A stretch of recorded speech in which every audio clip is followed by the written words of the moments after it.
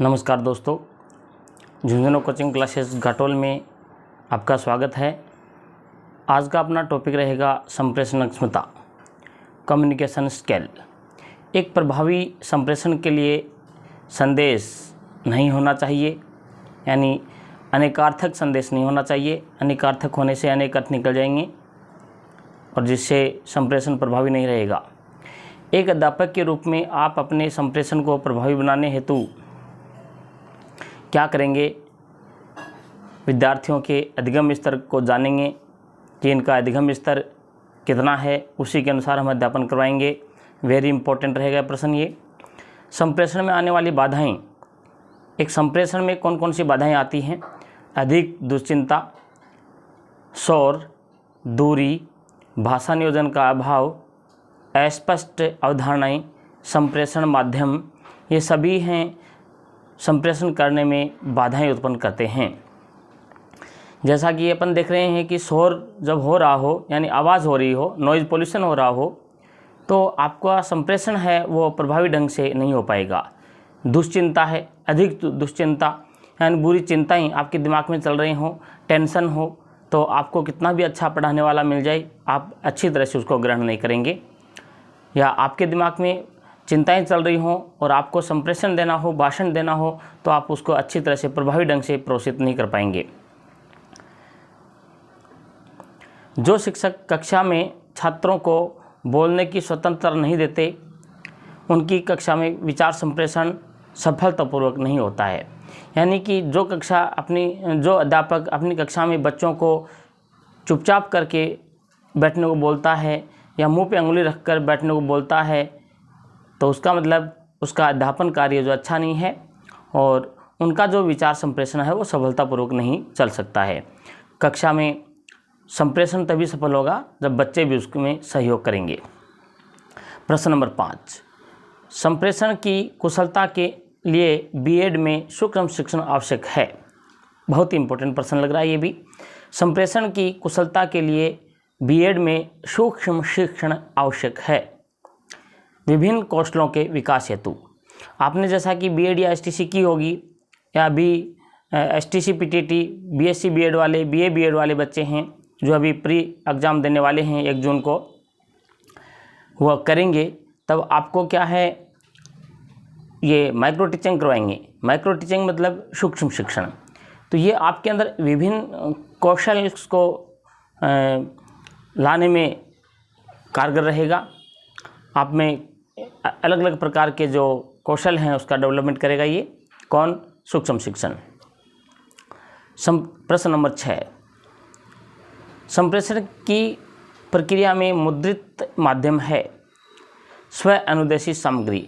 मुद्रित माध्यम यानी प्रिंट मीडिया, यानी छपी हुई सामग्री कौन कौन सी होती है? देखिए आप इसमें अनुदित सामग्री, पुस्तकें, समाचार पत्र पत्रिकाएं, चित्र, चार्ट, ग्राफिक्स, शामपट, epidiascope, flannel board, bulletin board, flash board आदि इसमें मुद्रित ही मानी जाती हैं।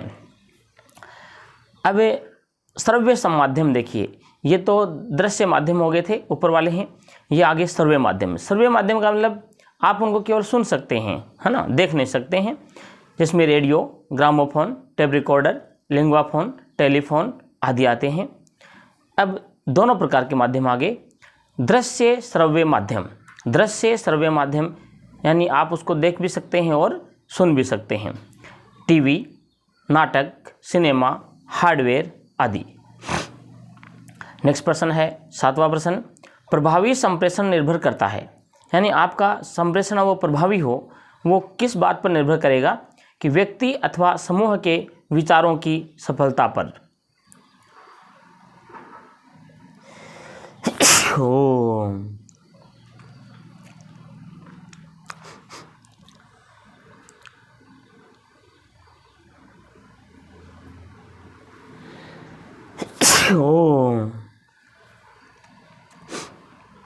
और जुकाम लग गई यूं लग रहा है।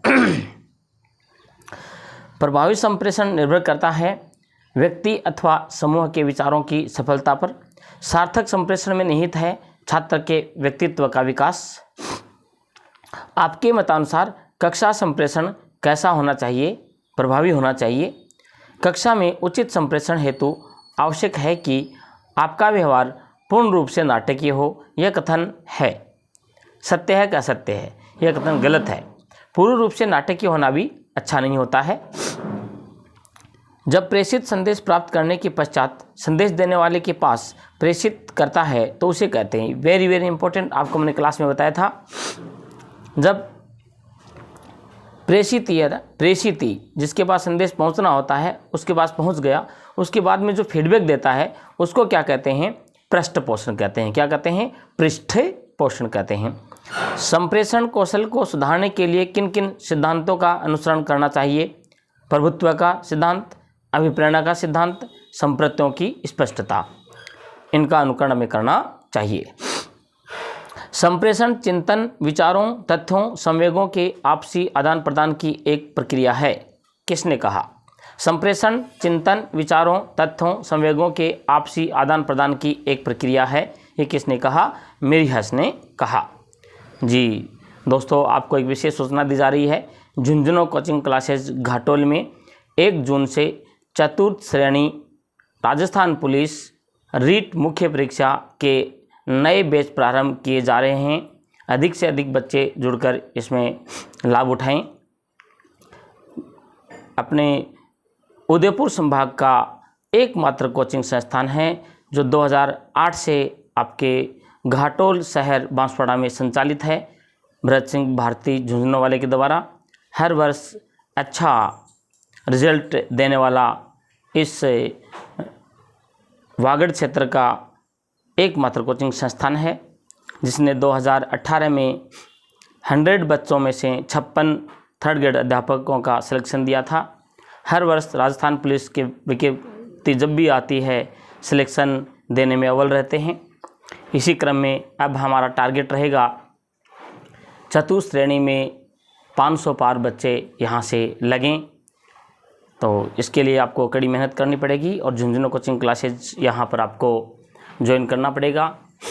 हाल ही में रीट पात्रता एग्ज़ाम में हमारा रिज़ल्ट भी रहा था। 39 बच्चों में से 32 बच्चे हैं वो सिलेक्टेड रहे हैं। हाईएस्ट प्राप्तांक 113 नंबर तक भी बच्चे लाए हैं। 113 है, 7, 105, 106 के अधिकाधिक बच्चे हैं। इसलिए आपको यदि सफलता प्राप्त करनी है तो एक ही रास्ता झुंझुनू कोचिंग क्लासेस घाटोल आइए और सफलता पाइए। जी, संदेश प्राप्तकर्ता, अगला प्रश्न है, संदेश प्राप्तकर्ता कहलाता है संदेश ग्रहणकर्ता या प्रेषिती? ध्यान रही, क्लास में उन्होंने बताया था जो संदेश भेजता है वो प्रेषक कहलाता है और जो संदेश प्राप्त करता है वो प्रेषिती कहलाता है। और इनके बीच में ही एक मैंने बताया था आपको कोडिंग डिकोडिंग, कोडिंग डिकोडिंग का नाम आ रहा है ये एनकोडिंग है ना, एनकोडिंग आता है। तो एनकोडिंग है ना वो पहले आएगा, इसमें ध्यान रखना, और डिकोडिंग है वो बाद में जाएगा। संदेश प्राप्तकर्ता कहलाता है संदेश ग्रहणकर्ता यानी प्रेषिती। एक प्रभावशाली संप्रेषण में आने वाली बाधाओं पर विजय प्राप्त करने के लिए सरल, सुगम, सुबोध तथा स्पष्ट भाषा का प्रयोग करना चाहिए। यानी आपसे प्रश्न पूछेंगे वो कि एक प्रभावशाली संप्रेषण में कैसा प्रयोग करना चाहिए, किस भाषा का प्रयोग करना चाहिए। एक प्रभावशाली संप्रेषण में आने वाली बाधाओं पर विजय प्राप्त करने के लिए भाषा सरल होनी चाहिए, सुगम होनी चाहिए, सुबोध होनी चाहिए तथा स्पष्ट होनी चाहिए। ये इस प्रकार की भाषा का अपन प्रयोग करेंगे। प्रश्न नंबर 16 है, ये प्रश्न नंबर 16 आपके सामने है।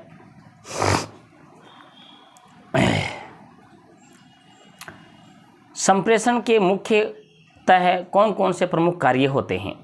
संप्रेषण के मुख्यतः कौन कौन से कार्य होते हैं? संप्रेषण प्रक्रिया में अंतःक्रिया तथा पृष्ठ पोषण होना आवश्यक है, बिल्कुल होना चाहिए। अंतःक्रिया जब तक नहीं होगी तब तक संप्रेषण सफल नहीं होगा।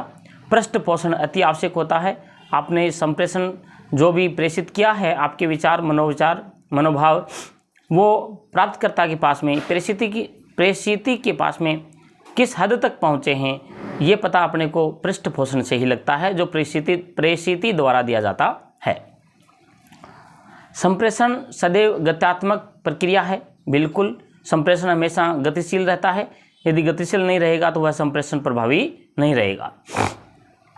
संप्रेषण में निर्देश, आदेश या संदेश प्रेषित करना आवश्यक होता है। बिल्कुल सभी कार्य होने चाहिए। संप्रेषण की मुख्य विशेषताएं हैं जिसको आपको याद करना है। अगला प्रश्न है संप्रेषण के सिद्धांत। संप्रेषण के मुख्यतः 3 सिद्धांत माने गए हैं: अभिप्रेरणा का सिद्धांत, योग्यता का सिद्धांत, आमने सामने अंतःक्रिया का सिद्धांत। प्रश्न नंबर 18 है। आप इनको प्रश्न मान सकते हैं या इनको इम्पोर्टेंट नोट्स मान सकते हैं। मुझे पूरा विश्वास है कि इसमें से आपके BSTC, PTET, BA BEd, BSc BEd में अधिक से अधिक प्रश्न आने की संभावना रहेगी। प्रश्न संख्या 18, संप्रेषण के प्रकार हैं, यानी हम संप्रेषण किस प्रकार कर सकते हैं, कितने कितने प्रकार से संप्रेषण कर सकते हैं। संप्रेषण यानी अपने विचारों का आदान प्रदान। हम अपने विचारों का आदान प्रदान है वो शाब्दिक रूप से कर सकते हैं, मतलब हम शब्दों से बोलकर या लिखकर, दोनों प्रकार से हो सकते हैं। शाब्दिक हम बोल भी सकते हैं और लिख भी सकते हैं। अशाब्दिक यानी बिना शब्दों के, जैसे संकेतों से भी हो सकते हैं। औपचारिक, अनौपचारिक, ये दूसरे हो गए। औपचारिक, अनौपचारिक, अधोमुखी, ऊर्ध्वमुखी। अधोमुखी यानी हमारे विचार हैं नीचे की ओर जाने वाले होते हैं। ऊर्ध्वमुखी यानी ऊपर की ओर जाने वाले होते हैं। क्षैतिज संप्रेषण, मतलब ये क्षैतिज संप्रेषण, सीधे संप्रेषण होते हैं, तो ये दिशा के आधार पर संप्रेषण हैं। अंतःव्यक्तिक संप्रेषण और अंतर्व्यक्तिक संप्रेषण ये भी होते हैं। अंतःव्यक्ति संप्रेषण और अंतर्व्यक्ति संप्रेषण। अंतर्व्यक्ति संप्रेषण होता है अंदर ही अंदर, जो स्वयं के अंदर से ही कोई संप्रेषण की भावना आती है। जैसे आप शरीर से बड़े मजबूत हैं, गठीले हैं, तो कोई भी कार्य करने से पहले आपके अंदर से ही संप्रेषण मिलेगा आपको कि हाँ आई कैन डू इट, मैं इसको कर सकता हूँ, तो वो आपके अंदर से संप्रेषण आया। एक अंतर्व्यक्तिक संप्रेषण, 2 व्यक्तियों के मध्य में जो संप्रेषण होता है इसको अंतर्व्यक्तिक संप्रेषण कहा जाता है। शाब्दिक संप्रेषण में मौखिक रूप से वाणी द्वारा तथा लिखित रूप से शब्दों अथवा संकेतों के द्वारा दूसरों के समक्ष प्रस्तुत करने के लिए प्रयोग किया जाता है। मतलब शाब्दिक संप्रेषण होते हैं वो 2 प्रकार के। अभी अपने जैसे ऊपर पढ़ा था, शाब्दिक संप्रेषण मौखिक रूप से भी होते हैं। मौखिक रूप से वाणी द्वारा तथा लिखित रूप से शब्दों के द्वारा या संकेतों के द्वारा दूसरों के समक्ष प्रस्तुत करने के लिए प्रयोग किया जाता है। अगला प्रश्न है संप्रेषण प्रक्रिया के तत्वों में संदेश हो सकता है, यानी संप्रेषण प्रक्रिया के तत्वों में संदेश हो सकता है, यानी हम किसी को अपनी बात पहुंचाना चाहते हैं तो कितने तरीकों से पहुंचा सकते हैं। आप लिखित लेटर लिख कर के भेज सकते हैं, है ना। और लेटर टाब्रो कई प्रकार के लेटर होते हैं, जैसे आपने देखे होंगे, लिखे भी होंगे कई प्रकार के लेटर, है ना। लिखे हैं कि नहीं लिखे हैं, ज़रा कमेंट करके बताना आपने कौन कौन से लेटर लिखे हैं। जैसा कि काका बाबा को लिखे होंगे अपने परिवार में, जिसको पारिवारिक कहते हैं, दोस्तों को लिखे होंगे, छोटों को लिखे होंगे, बड़ों को लिखे होंगे। कई बार क्या कार्यालयों में भी पत्र लिखना पड़ता है, तो इस प्रकार से पत्रों को भी अपन अलग अलग भागों में बांट सकते हैं। जैसे सामाजिक पत्र हो गए हैं, है ना, और सरकारी पत्र हो गए हैं। इनको इनके साहित्य की भाषा में कहें, व्याकरण की भाषा में कहें या पत्र लेखन के हिसाब से कहें तो अनौपचारिक और औपचारिक होते हैं, है ना। यानी अनौपचारिक वो पत्र होते हैं जो घरेलू होते हैं, और औपचारिक, है ना, अनौपचारिक घरेलू पत्र होते हैं और औपचारिक होते हैं जो कार्यालय टू कार्यालय यानी सरकारी कार्यालय में हम जो लिखते हैं। नेक्स्ट क्वेश्चन, तो ये 20 का हो गया अपना। संप्रेषण प्रक्रिया के तत्वों में संदेश हो सकता है, लिखित और मौखिक संकेतों में, दोनों में हो सकता है। किस संप्रेषण में भाषा का प्रयोग नहीं किया जाता है, वेरी वेरी इंपॉर्टेंट, सरल भी है। प्रश्न संख्या 21 देखिए, किस संप्रेषण में भाषा का प्रयोग नहीं किया जाता है। अशाब्दिक संप्रेषण में नहीं किया जाता है, क्योंकि शब्द ही नहीं होंगे तो हम उसमें भाषा कैसी होगी। संप्रेषण के प्रकारों में कौन गलत है, निर्वैयक्तिक संप्रेषण नहीं होता है ना। यदि आपको दे दिया जाए कि निम्न में से संप्रेषण होता है के माध्यम से होता है, तो निर्व्यक्तिक, जहाँ आपस में व्यक्ति ही नहीं होंगे, एक संदेश देने वाला और संदेश लेने वाले होंगे ही नहीं, तो अपने संप्रेषण भी कैसे संभव हो सकता है? ये संभव नहीं होगा। अगला क्वेश्चन 23 का, विचार संप्रेषण की सफलता के लिए आवश्यक है सरल भाषा की। बार बार रिपीट हो रहा है, 2-3 बार आया हुआ है प्रश्न, 2018, 17 और 24 तक भी आया है। तो इसको देखना दोबारा से। संप्रेषण, विचार संप्रेषण की सफलता के लिए आवश्यक है, यानी आप अपने विचारों को दूसरे के सामने परोस सकते हो, दे सकते हो किसी को, इसके लिए सबसे अति आवश्यक क्या होता है? यानी सरल भाषा का। जैसे कि आप यही मान लें कि अपने यहाँ वागड़ क्षेत्र है, हम यहाँ हिंदी जानते हैं, वागड़ी तो जानते हैं, हिंदी जानते हैं और हल्की फुल्की संस्कृत भी अपन थोड़ी बहुत समझ सकते हैं, लेकिन जैसे यहाँ प्योर अंग्रेजी में ही आप कोई विचार संप्रेषण करोगे तो ये पॉसिबल नहीं है कि हर कोई व्यक्ति आपका समझेगा। तो भाषा क्या होनी चाहिए? आपकी सरल होनी चाहिए। हिंदी में भी, जैसे हिंदी में भी दोगे तो हिंदी में भी शब्द ऐसे होने चाहिए जो गांव के लोगों के जान पहचान के हो, साहित्यिक शब्द न हो, तो वहाँ आपका संप्रेषण क्या हो जाएगा? प्रभावी हो जाएगा। अगला क्वेश्चन नंबर 24, संप्रेषण प्रजातांत्रिक होना चाहिए। इसका अर्थ है, संप्रेषण प्रजातांत्रिक का मतलब होता है हर किसी को स्वतंत्रता होनी चाहिए आपके संप्रेषण को सुनने की और उसमें से प्रश्न करने की। उत्तर रहेगा इसका, छात्रों को प्रश्न पूछने का अवसर देना चाहिए। जिस संप्रेषण में कक्षा में छात्रों को अध्यापक से या जो उनको संदेश देने वाला है उससे प्रश्न पूछने की स्वतंत्रता होती है, उसी संप्रेषण को प्रजातांत्रिक संप्रेषण कहा जाता है।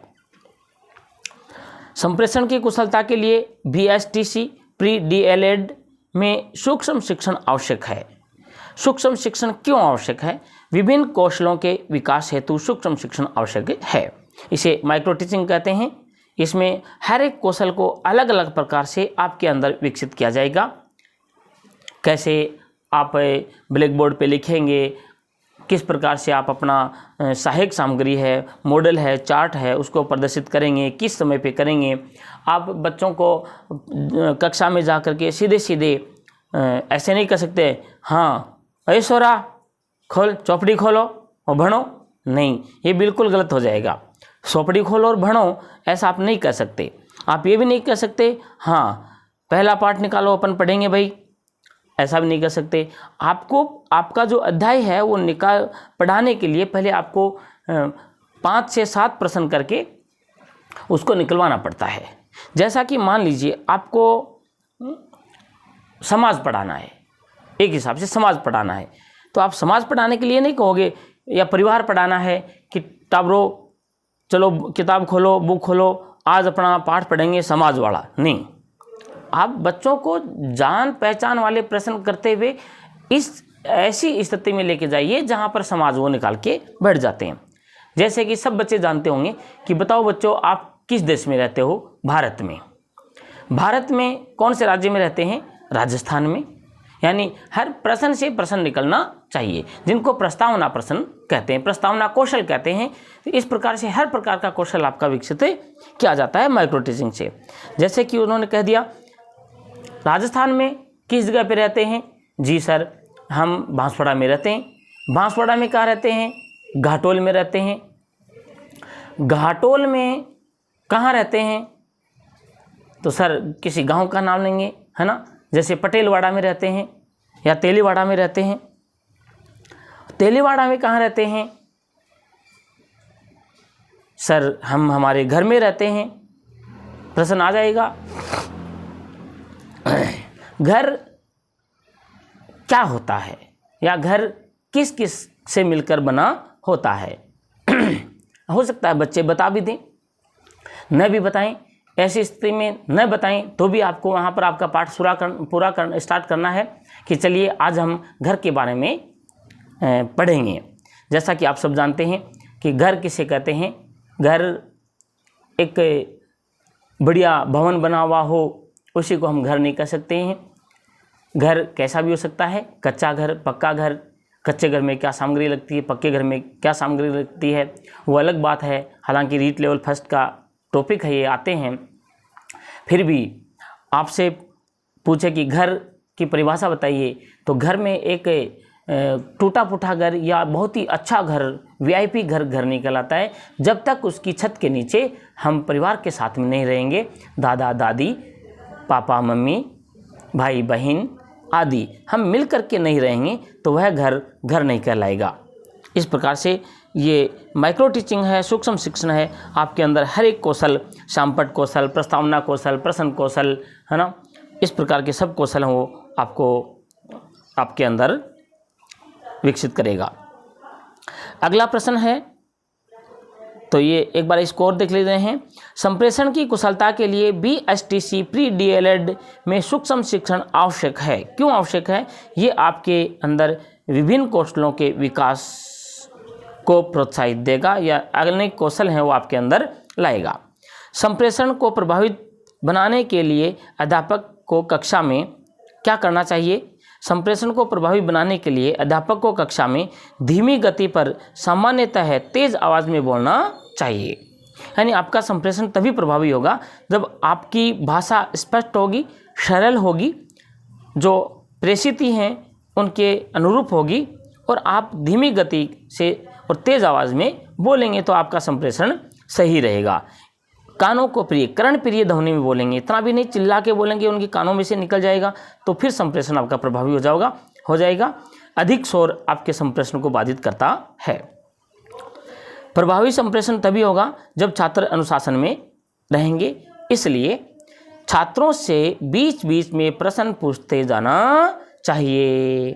जैसे आप देखते होंगे अपनी कक्षा में, जैसे मैं पढ़ाता हूँ तो हर कोने से, हर एरिया से एक एक बच्चे से प्रश्न पूछता रहता हूँ, जिससे सारी कक्षा क्या है जागरूक रहे और हर किसी बच्चों को लगे कि मुझे सर कभी भी क्या है प्रश्न पूछ सकते हैं, तो मुझे ध्यान से सुनना है, ध्यान से पढ़ना है। अरे समझ में आ गई ना? एक कक्षा में अनुशासन बनाने के लिए नहीं कि डंडा लेके घूमे अपन और दे थोपड़ा ठोक दे, नहीं है, ऐसा नहीं है। अरे हमारी रहो नहीं हमारी रहो, ध्यान था कि हम रो, मैं एम कह रहा हूँ कि ये अनुशासन बनाने के लिए केवल डंडा ही आवश्यकता नहीं है। आप प्रश्न पूछते रहिए ना पाठ के बीच में। जैसे पाठ पढ़ाते हो, एक पैराग्राफ पढ़ाया, उसमें से 4-5 क्वेश्चन अलग अलग एरिया से पूछ लिए, तो बच्चों को एक डर बना रहेगा, एक भय बना रहेगा कि सर कभी भी किसी से प्रश्न पूछ सकते हैं, इसलिए वो ध्यान से पाठ को पढ़ेंगे और सुनेंगे। आई बात समझ में? तो आप भी है ना हर बार बात को ध्यान तक ही हमरा करो और ध्यान तक ही भणा करो। अगला प्रश्न अपना रहेगा, संप्रेषण में प्रेषक सूचना भेजता है वह प्रेषिती समझता है, ये किसने कहा? देखो इसके अंदर एक तो प्रेषक नाम आया है, एक प्रेषिती नाम आया है। इसको समझो। प्रेषक होता है भेजने वाला। जैसे अपन पुराने ज़माने की बात है, वो अंतर्देशीय पत्र आते थे, लिफाफे आते थे, तो उसके एक साइड में तो भेजने वाले का पता, जिसको हम प्रेषक कहते हैं, है ना, जहाँ क्या लगता है, फ्रॉम लगता है, फ्रॉम यानी से, और दूसरा एक आता था टू यानी को, कहाँ जाना है, किसको जाना है, जिसको प्रेषिती कहते हैं। पत्र प्राप्त करने वाला प्रेषिती कहलाता है और पत्र भेजने वाला प्रेषक कहलाता है। तो ये किसकी परिभाषा है? संप्रेषण में प्रेषक सूचना भेजता है, वह प्रेषिती समझता है। ये कुट्ज एवं बेरिस ने ये परिभाषा दी थी।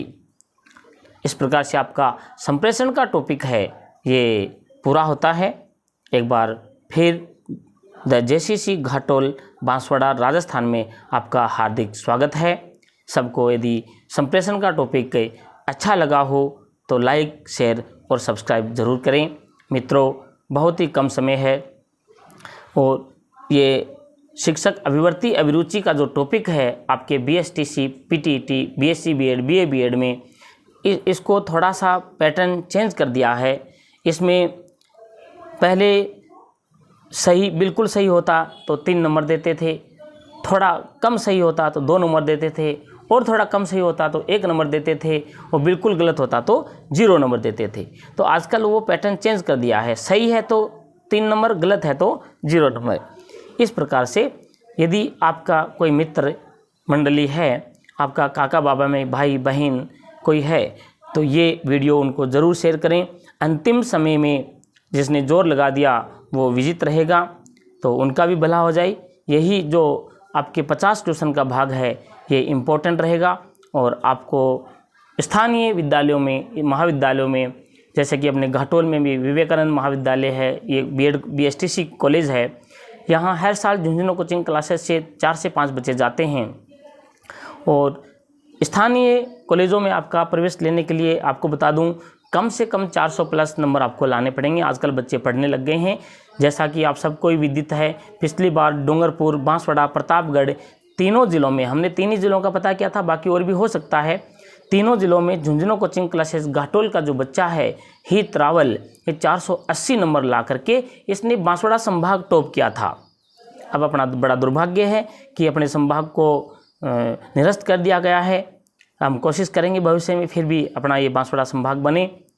इसके लिए आप सबको पढ़ना होगा, लिखना होगा, आगे बढ़ना होगा। इसी शुभकामना के साथ में आपका ये टॉपिक है संप्रेषण का पूरा करता हूँ। जय हिंद, जय भारत।